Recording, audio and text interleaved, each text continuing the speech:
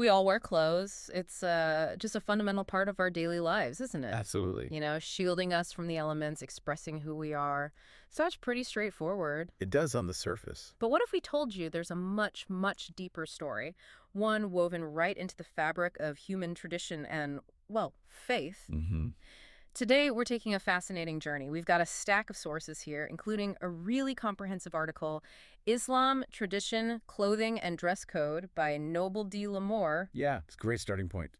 And our mission is to kind of delve into all these layers of meaning, the history, and how interpretations of dress codes, especially within Islam, have evolved. Our goal for this deep dive really is to unfold those intricate connections, clothing, culture, spirituality, Right.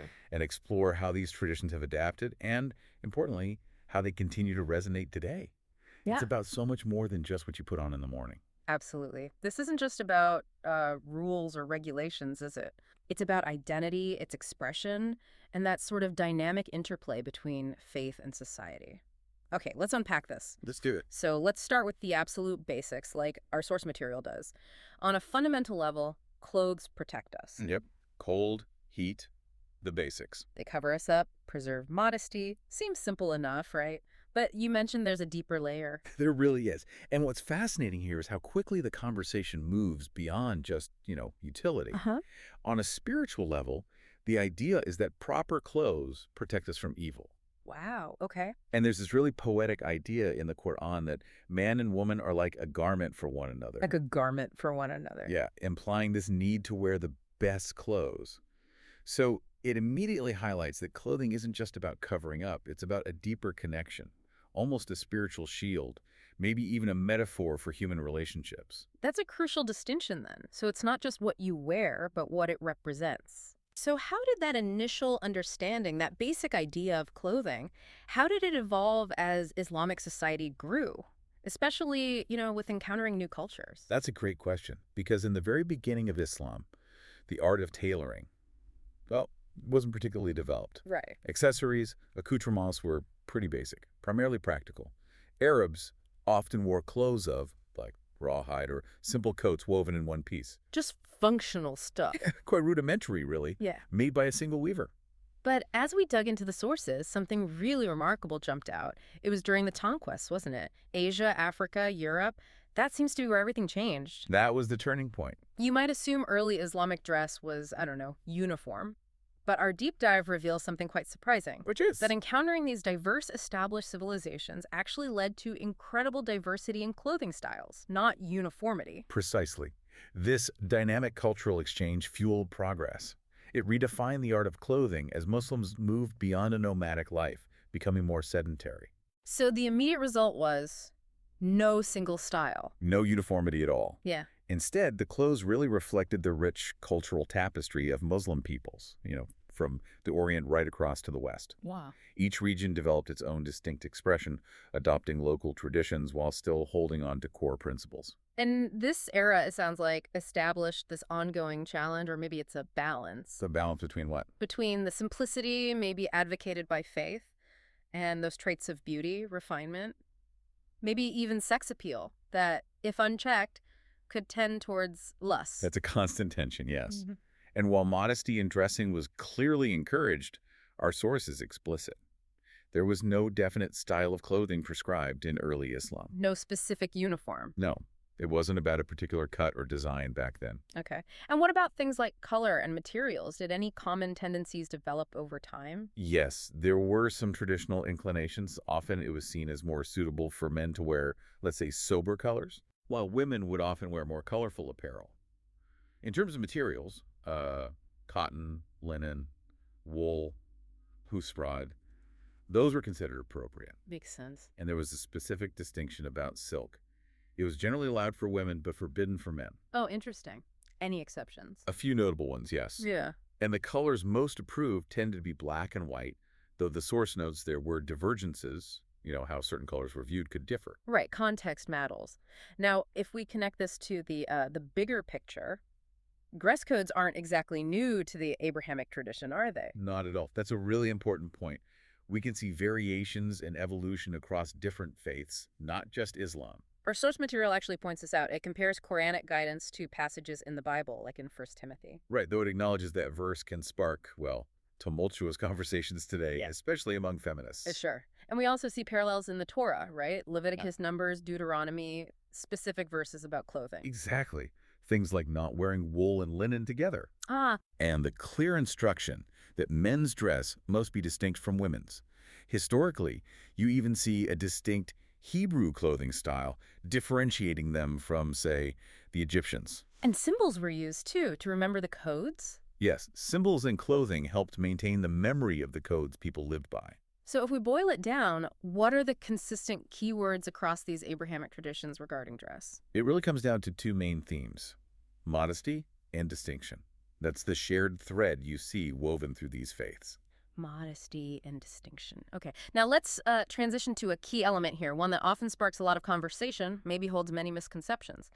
The veil. The veil, yes. We know it by many names, right? Hijab, kimar, niqab, chador, loads of others. And its use has spread east and west for various reasons. It's true, and it's incredibly diverse. The veil has so many designations, and the specifics, the fabrics, the colors, how it's worn, meaning it changes significantly. How so? Well, from region to region. Think Maghreb versus Makrek, Persia, India, Afghanistan, Turkey, and even within a region, it varies by social class, even by age group. And the term hijab itself, it's not just about the physical garment, is it?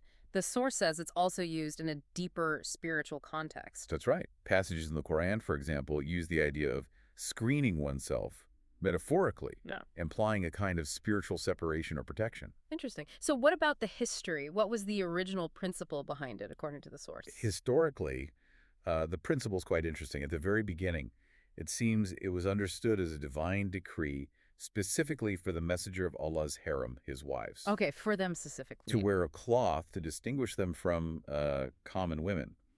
Etymologically, the word hijab actually means separation, protective veil, or preservative, but in a non-sexual sense. Separation, preservation. Yes, it was a sign of distinction for the messenger's wives and also for free women, who were known as hurrah. Hurrah, free women. Right. This was in contrast to, say, slave women or very poor women who were often uncovered and perhaps more vulnerable.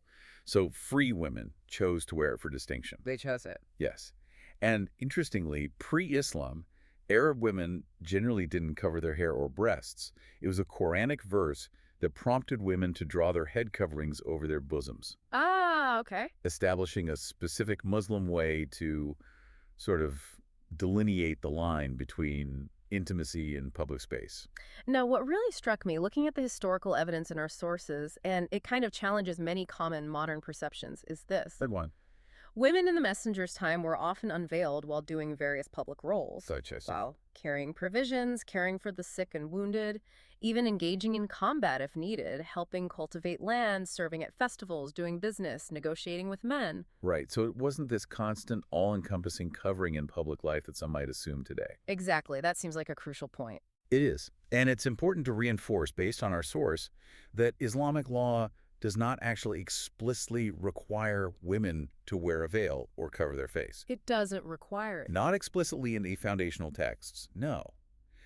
The research highlights that, historically, it often served more as a mark of distinction. Okay. There's a hadith, for instance, that recounts the messenger telling Asma, who was Aisha's sister, what parts of the body are proper for a woman to show upon reaching puberty. And what does that imply? It implies her face and hands are not hidden. I see. So how did it become more widespread then? Well, over time, influential groups like the Fatimids, a powerful dynasty, they popularized and kind of codified the veil. Ah, the Fatimids. This led Arab women increasingly to adopt it as a distinctive garment, a sign of their modesty, hikmashums, and their dignity, horma. Hitmachums and Horma. Modesty and dignity. Exactly. And it became quite sophisticated. You'd see brighter veils for young women, more colorful ones in cities, often darker ones in rural areas. But with exceptions. Oh, yes. Exceptions for nomadic women, for example.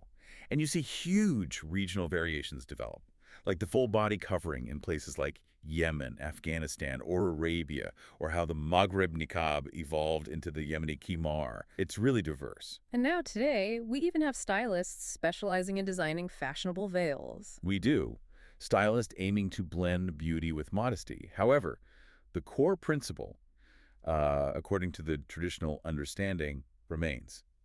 Beauty shouldn't be the primary focus for public display, Meaning? meaning anything explicitly meant to arouse desire is considered for the private circle, specifically not in front of those outside the inner family circle. I see. This guidance encourages self-control, mastery of sexual passions, really, for both men and women. It's part of a broader code of social decency. Right. And the veil, of course, it continues to raise questions today, doesn't it? About the status of women in Islam, about the integration of Muslims into broader societies. It's an ongoing, often complex discussion. It really is. And our source offers some nuanced reasons why women wear the veil today. It's not monolithic. What are some of those reasons? Well, for the majority, it Mhm. seems to be a conviction tied to spiritual practice or identity construction, Mm-hmm. or even opposition to what they see as the hypersexualization of women in wider society. Okay. It can be a way to emphasize character and intelligence over just appearance. Paradoxically, some even see it as a way for women to assert their equality with men Equality. How so? by shifting the focus away from the physical, perhaps. And importantly, many Muslim women wear it out of genuine choice and demand. For others, it's a symbol of femininity that allows them to flourish. So, lots of different motivations, but it's also true that in some regions it is imposed. Yes, that reality exists too. But alongside that, there's a growing desire among many women to reappropriate the veil, and crucially, the choice to wear it or not. Choice seems key. And common sense obviously plays a role. Think about the context, appropriate coverage for different activities in public spaces. And maybe the most powerful point from our source on this whole discussion is this quote: "It is not the dress code that makes Muslims, but Muslims who make the dress code." Wow. Muslims who make the dress code, that really reframes it. It does, puts the agency back with the people. Okay. So, we've journeyed quite a bit here. From the basic functions of clothing, why we wear it, to its profound spiritual meanings, Hmm. tracing its historical evolution through that incredible cultural exchange, and then examining the complexity of the veil as a symbol of distinction, identity, and choice. It's a lot to take in. So many layers. Truly complex. And we hope this deep dive has maybe provided you, the listener, with a richer, perhaps more nuanced understanding, Yeah, highlighting those consistent threads: modesty, distinction across Abrahamic traditions, and showing how Islamic dress, well, is far from being monolithic. It's really a dynamic reflection of diverse cultures and very personal convictions. absolutely. So, maybe a final thought to leave everyone with. What other aspects of our modern lives, things that seem mundane, might hold similar layers?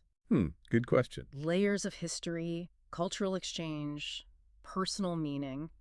If we just take the time to do a deep dive, Makes you think. we invite you to explore further, question assumptions, and just appreciate the rich, complex tapestry of human experience.